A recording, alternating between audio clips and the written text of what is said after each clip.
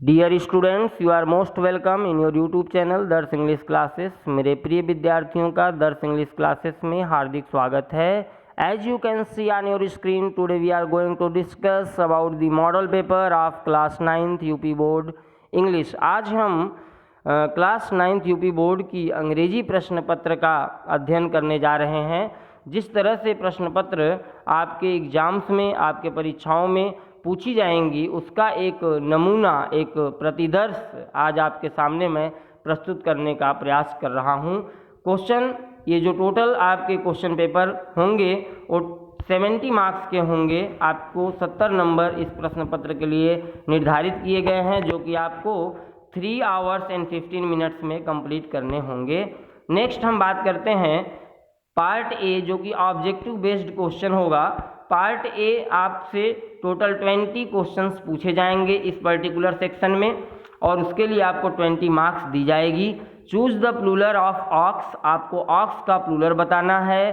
So right answer is the option number C. Ox का plural oxen होता है। यदि आप चाहते हैं कि नंबर का कंप्लीट अध्ययन किया जाए तो आप हमारे प्लेलिस्ट में इसका अध्ययन कर सकते हैं। ग्रामर सेक्शन में हमने ये पढ़ा रखा है, बता रखा है, आप उस वीडियो को देख सकते हैं। How many kinds of part of speech, part of speech के कितने प्रकार हैं? आपको 4 ऑप्शंस दिए गए, जो कि option number D is the right answer. Total 8 parts होते हैं। नेक्स्ट क्वेश्चन नंबर 3 की तरफ बढ़ते हैं। The cat sits the chair, आपको सिट्स के बाद कोई पर्टिकुलर प्रीपोजिशन भरने हैं जो राइट होगा। आपको 4 ऑप्शन दिए गए, ऑन, अंडर, ऑफ, इनटू। इनमें से जो राइट आंसर है वो आंसर नंबर बी है, under. The cat sits under the chair, so right answer is the option number B.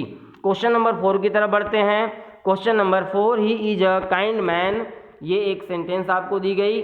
Choose the adjective in the sentence, आपको इस पर्टिकुलर सेंटेंस में adjective ढूंढना है। मेरे प्रिय विद्यार्थियों, आपको ज्ञात होगा एडजेक्टिव शब्द जो होते हैं वो किसी नाउन या प्रोनाउन की विशेषता बताते हैं। आप अगर यहाँ ध्यान दे पा रहे होंगे तो आपको दिख रहा है ये जो काइंड वर्ड है वो ये बताने का प्रयास कर रहा है कि जो मैन है, जो व्यक्ति है, वो दयालु है। अर्थात option number C is the right answer. He is a kind man में काइंड जो वर्ड है वो एडजेक्टिव है। नेक्स्ट क्वेश्चन नंबर 5 की तरफ बढ़ते हैं। प्लीजेंट द वीदर इज, आपको ये एक एक्सक्लामेटोरी सेंटेंस है। आपको यहाँ पे कोई राइट ऑप्शन, जो राइट वर्ड हो उसे आपको फिल करना होगा। हाउ, व्हाट, विच, में। मैं आपको बता दूं, सबसे पहले तो इस तरह की जो भी सेंटेंसेज होती हैं उनमें मेनी, माफ़ करिएगा, मे का इस्तेमाल होता ही नहीं है, विच का इस्तेमाल होता ही नहीं है। अब आपके पास 2 ऑप्शन बच गए, हाउ और व्हाट।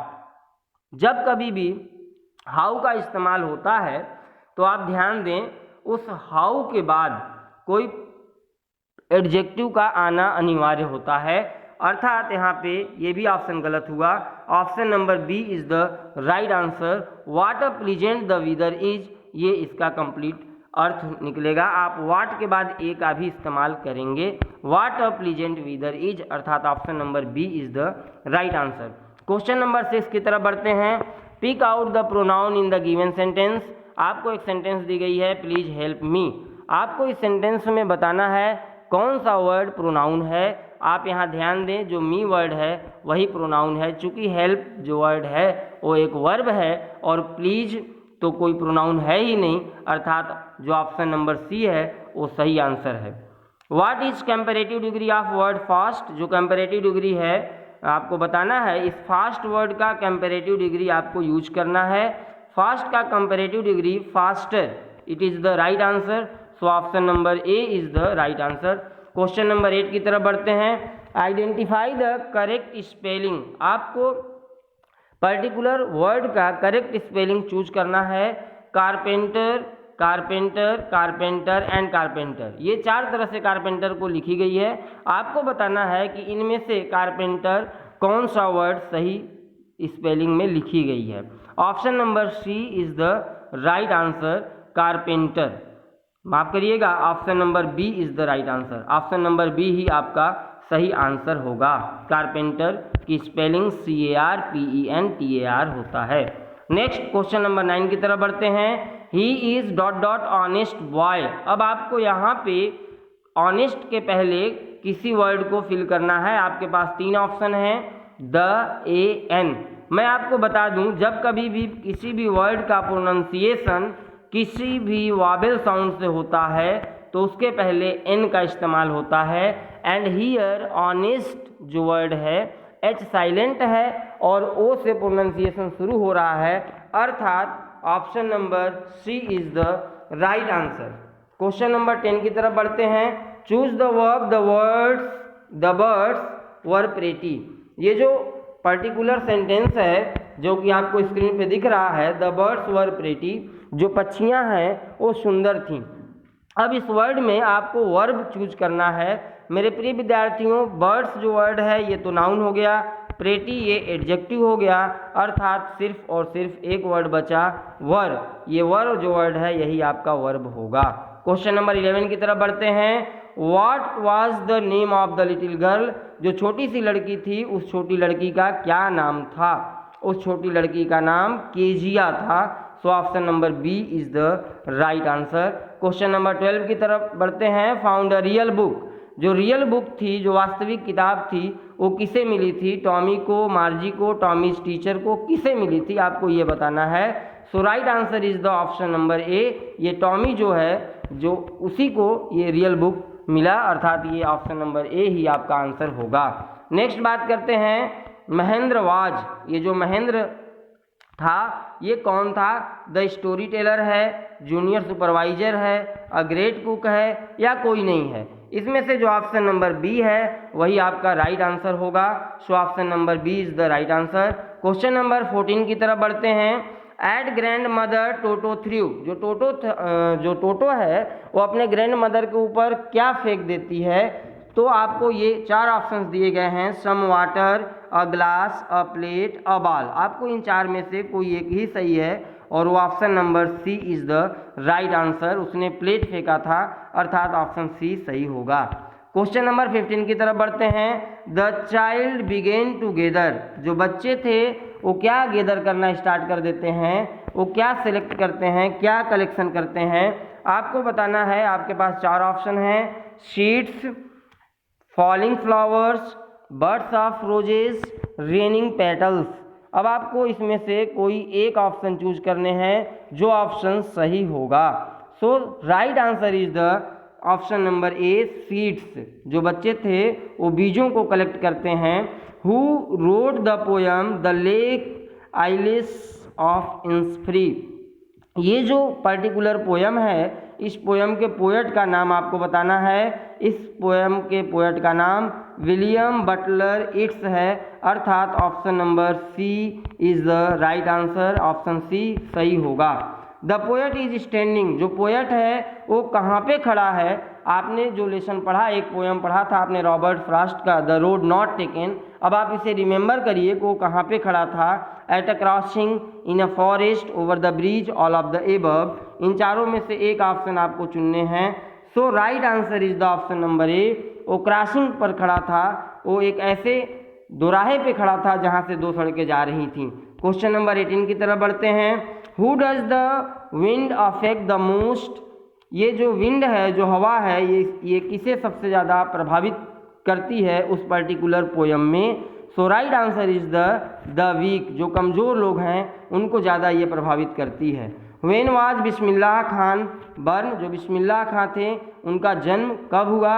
आपको बताना है। 21 मार्च 1916, 20 मार्च 1916, 10 मई 1918, नन। इन 4 में से कोई एक ही राइट आंसर है and right answer is the option number ए, 21 मार्च 1916। 21 मार्च 1916 को बिस्मिल्लाह खां का जन्म हुआ था।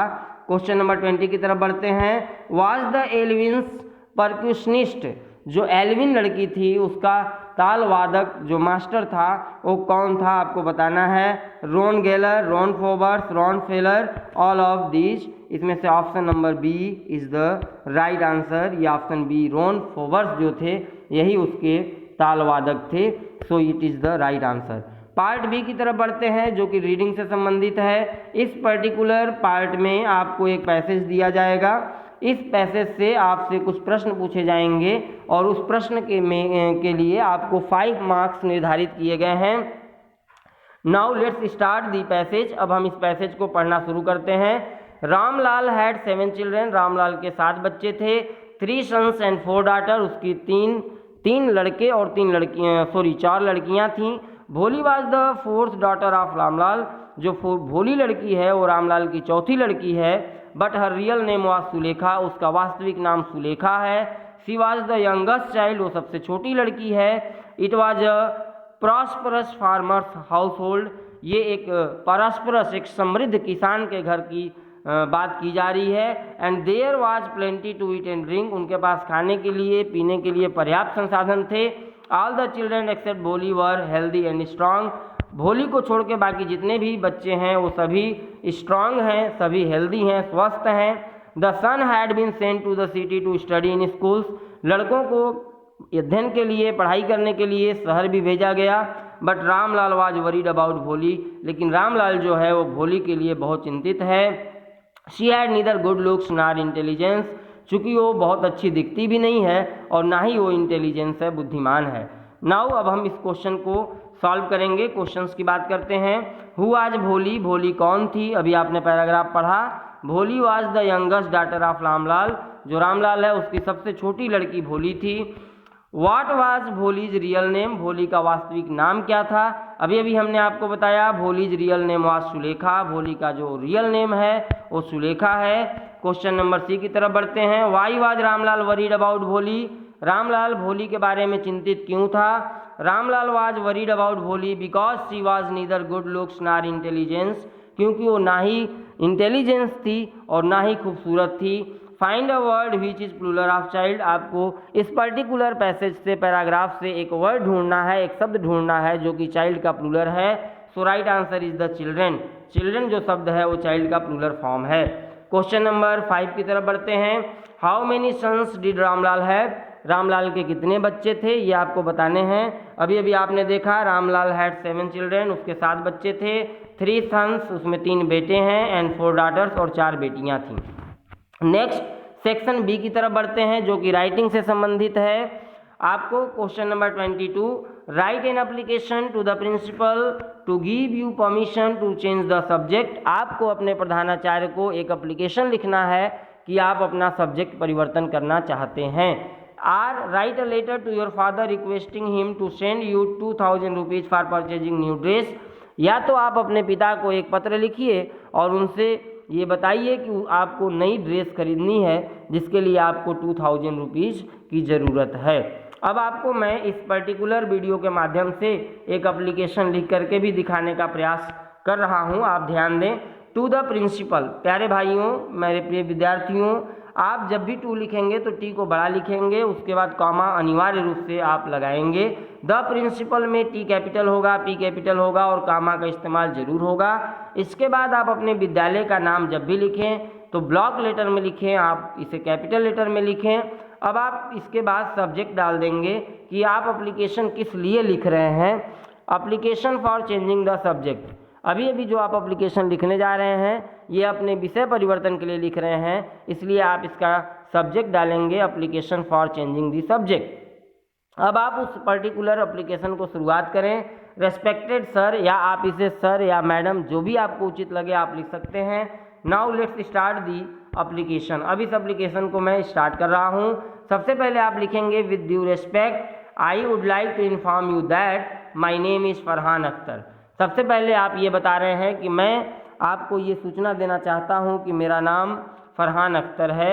आई am a student of class 9th, मैं कक्षा 9 का विद्यार्थी हूँ। ऑफ योर रिप्यूटेड कॉलेज, आपका ये जो सम्मानित कॉलेज है, जो विद्यालय है, उस विद्यालय का 9वीं का मैं एक छात्र हूँ। I am writing this letter in order to request you for changing my subject. ये जो लेटर मैं लिख रहा हूँ ये सिर्फ इसलिए लिख रहा हूँ ताकि मेरे सब्जेक्ट परिवर्तित हो सके। I would most humbly inform you that I am a student of science. मैं ये आपसे बड़े ही विनम्रता के साथ ये आपको मैं रिक्वेस्ट कर रहा हूँ कि मैं एक साइंस स्ट्रीम का लड़का हूँ। माफ़ करिएगा मेरे प्यारे विद्यार्थियों, यहाँ पे साइंस की स्पेलिंग मिस्टेक है माइनर, आप इसे SCIENCE राइट करेंगे, जो कि साइंस का करेक्ट स्पेलिंग होता है। आप ये बता रहे हैं कि मैं आपके कॉलेज का साइंस का विद्यार्थी हूँ। I am writing this letter to bring into you kind consideration that I opted for mention subject but due to the reason of interest. आप ये बताना चाह रहे हैं कि जो साइंस सब्जेक्ट था वो मेरे द्वारा ही सिलेक्ट की गई थी, जो कि मैंने अपने एडमिशन में मेंशन किया था, बट अपने इंटरेस्ट के कारण I am willing to change my subject to art. मैं अपने सब्जेक्ट को कला वर्ग में परिवर्तित करना चाहता हूँ, क्योंकि साइंस में मेरी रुचि नहीं है। Furthermore I have been scoring well in current subject but believe I to do even better if the subject will be changed. आप ये बताना चाह रहे हैं कि जो मेरा करंट सब्जेक्ट है, जो कि साइंस है, उसमें मैं स्कोरिंग अच्छा कर रहा हूँ, बट ये मेरा विश्वास है कि यदि मेरा सब्जेक्ट चेंज होता है तो मैं इससे भी बेटर परफॉर्मेंस कर सकता हूँ। अब आप लास्ट में इसे एंड करेंगे थैंकिंग यू, ऐसा आप लिखते हैं, उसके ठीक नीचे आप डेट डालें और उसके ठीक आप राइट साइड में योर्स ओबीडिएंटली लिख करके आप अपना पर्टिकुलर नेम राइट करेंगे। ये पर्टिकुलर जो आपका एप्लीकेशन है ये कंप्लीट होता है। क्वेश्चन नंबर 23 की तरफ बढ़ते हैं। Right a long composition on any one topic. आपको 3 टॉपिक दिए गए हैं, इनमें से किसी एक टॉपिक पे आपको ऐसे लिखना है। नाउ आज आपको मैं पॉपुलेशन जो टॉपिक है उस टॉपिक पे ऐसे लिखने का प्रयास करता हूं और आपको समझाने का भी प्रयास करता हूं। आप इस पर्टिकुलर क्वेश्चन को जब भी सॉल्व करें तो आप ध्यान रखें कि आप अपना कोई भी एक वर्णन एक पैराग्राफ में देने का प्रयास करें। आप अगर हेडिंग ना लिखें तो उससे कोई प्रॉब्लम नहीं है, इंग्लिश में हेडिंग लिखने की ज़रूरत नहीं होती है। आप पैराग्राफ चेंज करें, जहाँ पे आपकी विचार आपके जहाँ पे दृष्टिकोण चेंज होते हैं आप वहाँ पैराग्राफ चेंज कर दें। Population refers to the total number of being living in a particular area. जो पॉपुलेशन है उसका तात्पर्य किसी विशेष एरिया में रहने वाले सभी लोगों की संख्या से है। Population helps us get an estimate of number of being and how act accordingly. For instance, if we know the particular population of a city, we can estimate the number of resources it needs. अगर हमें किसी particular किसी शहर या किसी देश या किसी गांव की पॉपुलेशन अगर हमें पता चल जाए तो हम उसमें जो रिसोर्सेस हैं जिनकी हमें ज़रूरत है, जिन संसाधनों का, उसका हम एस्टिमेट कर सकते हैं, आकलन कर सकते हैं। इसलिए भी पॉपुलेशन को जानना जरूरी है। Similarly we can do the same for animals. और इसी तरह से हम एनिमल्स के लिए भी कर सकते हैं। If we look at the human population, अगर हम ह्यूमन पॉपुलेशन को देखें, we see how it is becoming a cause of concern, तो ये बहुत बड़ी चिंता का विषय बनता जा रहा है। इन particular the third world countries suffer the most from population exploitation. जो ये थर्ड वर्ल्ड है, जो ये तीसरी दुनिया है, ये जो संसार हैं, जितने भी देश हैं, उनमें पॉपुलेशन की वजह से समस्याएं ज़्यादा बढ़ती रही हैं और बढ़ती जा रही हैं। As it is the resources there are limited and the ever increasing population just makes it worse. चूँकि रिसोर्सेज जो संसाधन है वो सीमित हैं, लिमिटेड हैं, लेकिन आवश्यकताएं ज़्यादा होने की वजह से इनमें जो है समस्याएं क्रिएट हो रही हैं। On the other hand there is a problem of low population in many regions. बहुत सारे ऐसे भी रीजन्स हैं, क्षेत्र हैं, जहाँ पे पॉपुलेशंस कम होने की भी समस्याएं हैं। इंडिया पॉपुलेशन क्राइसिस, इंडिया में जो पॉपुलेशंस का क्राइसिस है, अब उसके बारे में हम थोड़ा जान लेते हैं। India faces a major population crisis due to the growing population. जो पॉपुलेशंस लगातार इंक्रीज हो रहे हैं, बढ़ रहे हैं, उसके वजह से भारत में एक पॉपुलेशन का संकट आ चुका है। If we were to estimate, अगर हम आकलन करते हैं, we can say that almost 70% of the population of the world lives in India alone. अगर हम आकलन करें तो हम ये पाते हैं कि संसार का 17% जो पॉपुलेशन है, जो जनसंख्या है, वो कहीं न कहीं भारत में ही निवास करती है। India rank second in the list of most populated countries. जो सबसे अधिक जनसंख्या वाले देश हैं, उन देशों में भारत का दूसरा नंबर है। फर्दर मोर, अगर इसके अलावा अगर हम कुछ बात करते हैं तो India is also one of the countries with low literacy rate. यहाँ पे जो साक्षरता दर है वो भी सबसे निम्न है। This happens mainly because they don't have sufficient knowledge about birth control. और ये सिर्फ इसलिए हो रहा है क्योंकि उनको बर्थ कंट्रोल, ये जो जन्म नियोजन की जो योजनाएं हैं उनकी जानकारी उनको नहीं है।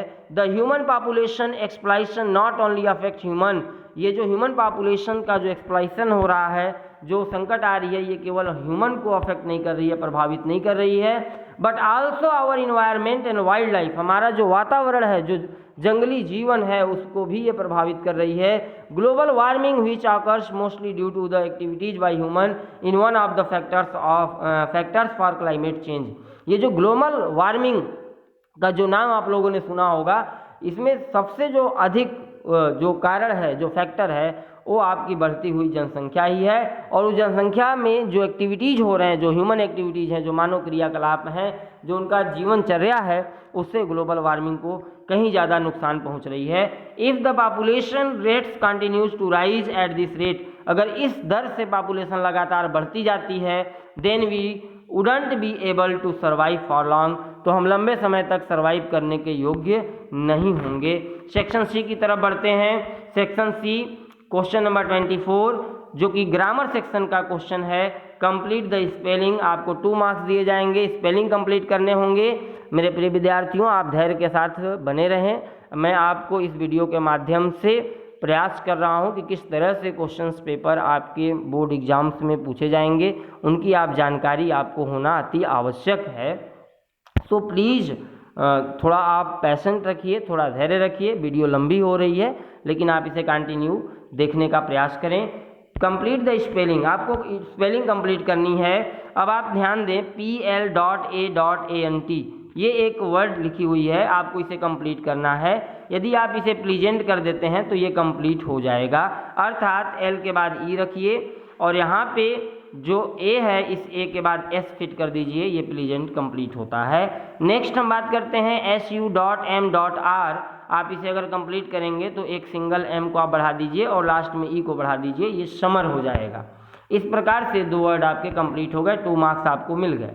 क्वेश्चन नंबर बी की तरफ बढ़ते हैं। पंचुएट दी फॉलोइंग सेंटेंस, आपको सेंटेंस को पंचुएट करना है। मेरे प्रिय विद्यार्थियों, पंचुएट करने के लिए जब भी आपको कहा जाए तो आप जनरली ध्यान रखें, वहाँ पे आपको कैपिटल करना होता है जहाँ ज़रूरत हो, कॉमा लगाना होगा, फुल स्टॉप लगाना होगा, क्वेश्चन मार्क्स लगाने होंगे, इन्वर्टेड कॉमाज रखने होंगे, जहाँ जिस तरह से विराम चिन्हों की ज़रूरत है, अगर वैसा आप रख देते हैं तो ये आपका 2 मार्क्स आपको कम्प्लीटली मिल जाएंगे। Now she said to me Delhi is a big city, ये आपको एक सेंटेंस दी गई है, आप इसे पंचुएट करना है। अब आप इसे ध्यान दें, सी का एस बड़ा होगा जो कि ऑलरेडी है, सी सेड टू मी, इतना के बाद आपको कॉमा लगाना होगा, चूँकि ये डायरेक्ट स्पीच की सेंटेंस है। Now double invert comma start करेंगे आप, दिल्ली का डी बड़ा होना चाहिए क्योंकि ये प्रॉपर नाउन है। Is a big city, full stop आप लगा दें, ये आपका 2 मार्क्स कंप्लीट होते हैं। क्वेश्चन नंबर सी की तरफ बढ़ते हैं। चेंज द जेंडर, आपको कुछ वर्ड दिए गए हैं, इनके जेंडर चेंज करने हैं। मोंग का मतलब होता है महंत और इसके लिए नन यूज होता है महंथनी। लॉयन का मतलब शेर, लॉयननेस मतलब होता है शेरनी। इस तरीके से इन दोनों वर्ड के जेंडर चेंज हो गए, मैस्कुलिन से ये फेमिनाइन में चेंज हो गए। नेक्स्ट क्वेश्चन की तरफ बढ़ते हैं। Question number D, change into indirect speech, आपको इनडायरेक्ट स्पीच बनाना है। आपको एक सेंटेंस दी गई है, Hema says I want to be a doctor now. अब आप इसे ध्यान दें, ये जो सेज वर्ड है ये प्रेजेंट इंडेफिनिट की लाइन है, अर्थात रिपोर्टेड स्पीच के टेंस में परिवर्तन आप नहीं कर सकते। हेमा सेज दैट, आप दैट से लाइन को जोड़ दें। अब आप आई को चेंज करेंगे तो आई आपका जो वर्ड है ये सब्जेक्ट के अकॉर्डिंग चेंज होगा। हेमा के लिए सी आएगा, अर्थात यहाँ आपने सी यूज किया, सी। अब सी के साथ यहाँ पे वांट के जगह पे वांट्स लगाना होगा, चूँकि ये सिंगुलर है तो आपको V5 यूज करना होगा, सिंगुलर वर्ब भी यूज करना होगा। Hema says that she wants to be a doctor. अब ये जो नाउ वर्ड है ये इनडायरेक्ट में देन में चेंज होता है, इसीलिए हमने यहाँ पे देन लिखा। Hema says that she wants to be a doctor, then ये आपका कंप्लीट होता है। क्वेश्चन नंबर ई की तरफ बढ़ते हैं। कंप्लीट द सेंटेंस, आपको एक सेंटेंस दी गई है, इसे आपको कंप्लीट करना है। I dot dot dot beaten by parents, यहाँ ध्यान दें आप, ये जो बीटेन वर्ड है ये थर्ड फॉर्म है। और दूसरी बात आपको एक और भी ध्यान देना होगा, यहाँ पे एक बाई वर्ड का इस्तेमाल हुआ है, अर्थात ये पैसिव वॉइस की लाइन है, अब आपको यहाँ पे सिर्फ एक ही ऑप्शन फिट होगा, was, I was beaten by parents, ये आपका कंप्लीट होता है। क्वेश्चन नंबर 25 की तरफ बढ़ते हैं। क्वेश्चन नंबर जो 25 है वो कह रहा है ट्रांसलेट इनटू इंग्लिश। आपको इंग्लिश में ट्रांसलेट करना है। इसके लिए आपको एक हिंदी की पैराग्राफ दी जाएगी और उस पैराग्राफ को यदि आप इंग्लिश में चेंज करते हैं तो आपको टोटल 5 मार्क्स दिए जाएंगे। मेरे प्रिय विद्यार्थियों, आप सबसे मेरी ये रिक्वेस्ट है कि आप कमेंट ज़रूर किया करें, आप वीडियो को लाइक किया करें, शेयर किया करें, ताकि आपका हर आने वाला वीडियो आज से बेहतर आप तक पहुंच सके। ये मेरी आपसे गुजारिश है, रिक्वेस्ट है कि आप अपना सुझाव हमें कमेंट बॉक्स में ज़रूर दें। मेरे प्रिय विद्यार्थियों, ये वीडियो लंबी हो रही है, इसलिए जो लिटरेचर का पार्ट है सेक्शन डी जो है उसके लिए मैं अलग से एक पार्ट बना करके अपलोड करने का प्रयास करूंगा।